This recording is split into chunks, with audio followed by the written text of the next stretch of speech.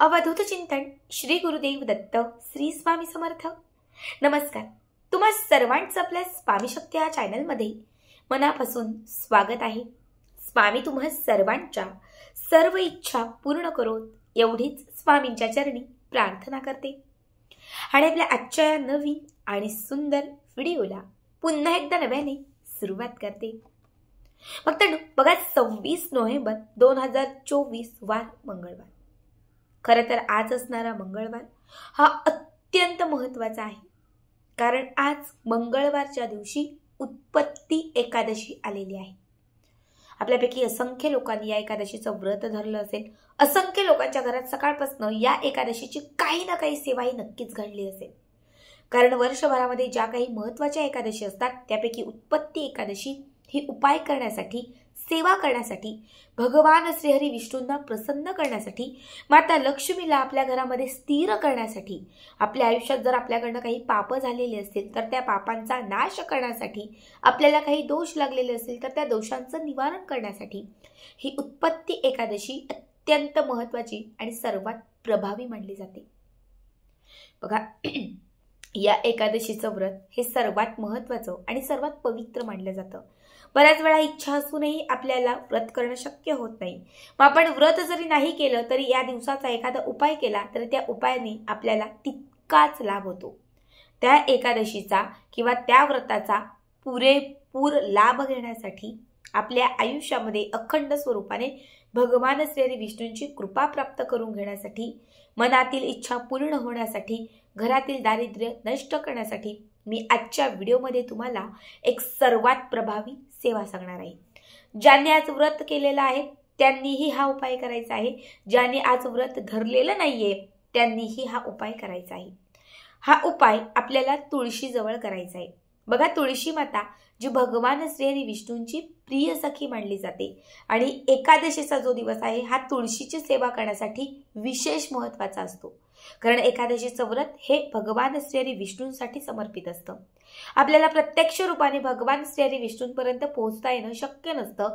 मग जेव्हा आपण या एकादशीच्या दिवशी तुळशीची सेवा करतो, तुळशीच्या समोर काही उपाय करतो, तर त्या सेवेने, त्या पूजेने, त्या आराधनेने आपली जी काही सेवा असेल, आपलं जे काही व्रत असेल, म्हणजे जे काही असेल, तर ते त्वरित भगवान श्री विष्णूंपर्यंत पोहोचलं जातं। आणि जेव्हा त्यांच्यापर्यंत आपली सेवा पोहोचली जाते तेव्हा त्या सेवेचा जो लाभ आहे हा आपल्याला शीघ्र मिळतो, म्हणजे त्वरित मिळतो। बघा, आज संध्याकाळी आपल्याला 6च्या पुढे 9च्या आतमध्ये हा उपाय किंवा ही जी सेवा आहे ही करायची आहे। यासाठी सगळ्यात पहिले तुळशीच्या समोर छान एक तुपाचा दिवा लावायचा आहे। तूप नसेल तुम्ही तेलाचा लावलात तरीही चालेल, मातीची पणती असेल ती घ्या, कणकेचा दिवा असेल तो घेतलात तरीही चालेल। दिव्यात एक वात घालायची, तूप किंवा तेल घालायचं। दिव्याची जी ज्योत आहे, वात जी आहे ही ईशान्य दिशेला जाईल किंवा तुळशीचं जे रोप आहे, तुळशीची कुंडी, त्या दिशेला या दिव्याची ज्योत राहील। अशा पद्धतीने हा जो दिवा आहे हा तुम्हाला तिथे लावायचा आहे। यानंतर आपल्याला एका वाटीमध्ये आता मी जे साहित्य सांगतेय ते साहित्य घ्यायचंय। सगळ्यात पहिले आपल्याला 1 चमचा बडीसोप घ्यायची आहे। बडीसोप कच्ची असावी, भाजलेली किंवा गोड बडीसोप जी असते ती अजिबात घ्यायची नाही। आपल्याला 1 चमचाभर कच्ची बडीसोप घ्यायची आहे। 1 चमचाभर त्याच्यावरती तुम्हाला साखर, जी थोडी मध्यम आकाराची, खूप बारीक नको, खूप मोठी नको, मध्यम नसेल तर जी कुठली असेल ती घेतली तरीही चालेल। 1 चमचाभर साखर तुम्हाला त्या बडीसोपच्या वरती घ्यायची आहे। त्याच्यावरती तुम्हाला 7 अख्ख्या लवंगा घ्यायच्या आहेत, सोबत 2 हिरवे वेलदोडे घ्यायचे आहेत आणि त्याच्या सोबत तुम्हाला 1 तुरटीचा खडा घ्यायचा आहे। जेवढं साहित्य तुम्हाला मी सांगितलेलं आहे हे सगळं साहित्य एका कापडात बांधायचं आहे। लाल किंवा पिवळ्या रंगाचं एक छान कापड घ्यायचं आहे, त्या कापडामध्ये हे सगळं साहित्य घालायचं आहे। आता हे साहित्य घातल्यानंतर तुम्हाला त्याच्यावरती 1 चिमूटभर हळद, 1 चिमूटभर कुंकू आणि थोड्याशा चिमूटभर अक्षता घालायच्यात। बघा, जे साहित्य सांगितलं त्याच्यावरती अर्धा चिमूटभर हळदी, कुंकू, अक्षता घालायच्या। त्यानंतर या कापडाला घट्ट गाठ मारायची आणि त्याची ही छोटीशी पोटली तयार करायची। तयार केलेली जी पोटली आहे ही सगळ्यात पहिले आपल्या उजव्या हातात घ्यायची। आपला जो उजवा हात आहे या उजव्या हातामध्ये ही पोटली घ्यायची। मनात एक इच्छा धरायची, इच्छा पूर्ण होण्यासाठी भगवान श्री हरी विष्णूंना प्रार्थना करायची, 7 वेळा विष्णू सहस्त्रनाम म्हणायचं. किती? 7. आणि 7 वेळा विष्णू सहस्त्रनाम म्हणून झालं की त्यानंतर 1 वेळा श्री सूक्तम म्हणायचं. 7 वेळा विष्णू सहस्त्रनाम, 1 वेळा श्री सूक्तम. दोनही सेवा करून झाल्या की त्याच्यानंतर तुळशीच्या जवळची थोडीशी माती बाजूला करायची. हाताने करा किंवा एखादी काडी घ्या, त्याने थोडी माती बाजूला करायची. माती बाजूला केल्यानंतर एक छोटा खड्डा बनवा आणि त्या खड्ड्यात अभिमंत्रित केलेली ही पोटली दाबा. ठीक आहे, त्या खड्ड्यात अभिमंत्रित केलेली ही पोटली दाबा.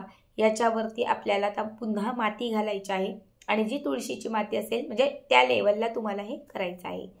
जी पोटली आपण त्या तुळशीच्या मातीत दाबलेली आहे त्याच्यावरती आता हा दिवा उचलून ठेवायचा. जो दिवा सगळ्यात आधी आपण तुळशी समोर लावला होता तो दिवा उचलायचा आणि त्या मातीवरती लावायचा. यानंतर तुळशी मातेला प्रदक्षिणा घालायच्या. यानंतर आपल्याला तुळशीच्या समोर एक 5 मिनिटभर बसायचं आहे. यानंतर एका वाटीमध्ये सुकी हळद घ्यायची आहे. हळदीमध्ये एक अर्धा चमचाभर चंदन किंवा गंध पावडर असे ही घालायची आहे. सुकी हळद आणि जे चंदन पावडर आपण बनवले म्हणजे सुकी हळद आणि चंदन पावडर आपण जे घेतलेलं आहे या 3 बोटांमध्ये घ्यायचं आहे. ही 3 बोटं घ्यायची आणि 3 बोटांनी तुळशीच्या बुडाजवळ ओम नमो भगवते वासुदेवाय नमः या मंत्राचा 21 वेळा जप करत ही तुळशीच्या बुडाजवळ चंदन पावडर आणि त्यासोबत घेतलेली ही हळदीची पावडर अर्पण करायची आहे.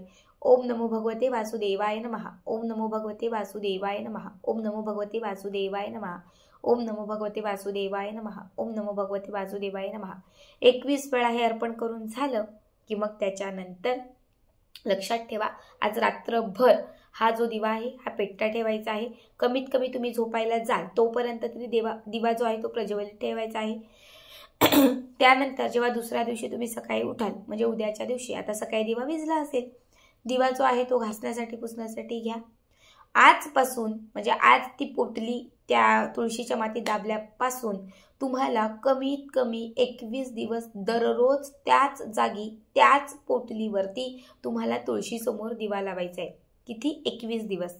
21 दिवस तुम्हाला शक्य नसेल तर पुढची एकादशी येईपर्यंत तरी तुम्हाला त्याच पोटलीवरती दररोज सकाळ किंवा संध्याकाळ किंवा जर शक्य असेल तर दोनही टायमाला दिवा लावायचा आहे.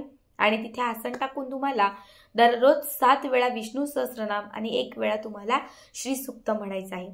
ही सेवा जर तुम्ही 15 दिवस म्हणजे पुढची एकादशी येईपर्यंत किंवा कंप्लीट तुम्ही 21 दिवस केली तुमचा भाग्योदय व्हायला सुरुवात होईल. घरातील गरिबी आणि दरिद्रता संपत जाईल. तुमच्या सर्व इच्छा पूर्ण होतील.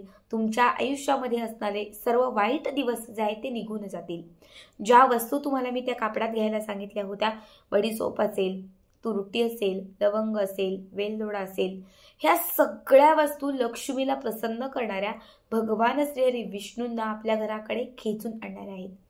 जेव्हा तुम्ही या सर्व वस्तू एकत्रित करून त्याची पोटली करून ती अभिमंत्रित करून जेव्हा त्या मातीत दाबाल आणि जेव्हा त्याच्यावरती तुम्ही हा दिवा प्रज्वलित कराल तर त्या पोटलीतून एक ऊर्जा तुमच्या घरात येईल.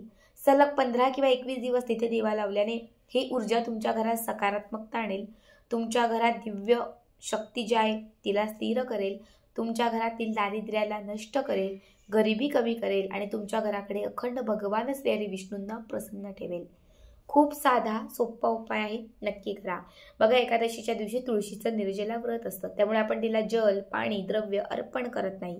त्यामुळे जेव्हा तुम्ही चंदन पावडर आणि हळदी पावडर, हळद ही भगवान श्री विष्णूंची सर्वात प्रिय गोष्ट असते.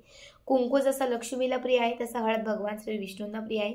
जेव्हाच हळद तुम्ही 21 वेळा त्या तुळशीच्या बुडाला अर्पण कराल, भगवान श्री विष्णूंचं स्मरण कराल, त्या स्मरणात नक्कीच कुठेतरी तुम्हाला अनुभव येईल, प्रचिती येईल. भगवान श्री विष्णू कुठेतरी तुम्हाला असं ऋषरूपाने का होईना पण तुम्हाला आशीर्वाद देतील, प्रसन्न होतील आणि तुमच्या इच्छा पूर्ण करतील. नक्की करा. आजचा हा व्हिडिओ कसा वाटला कमेंट करा. श्री स्वामी समर्थ.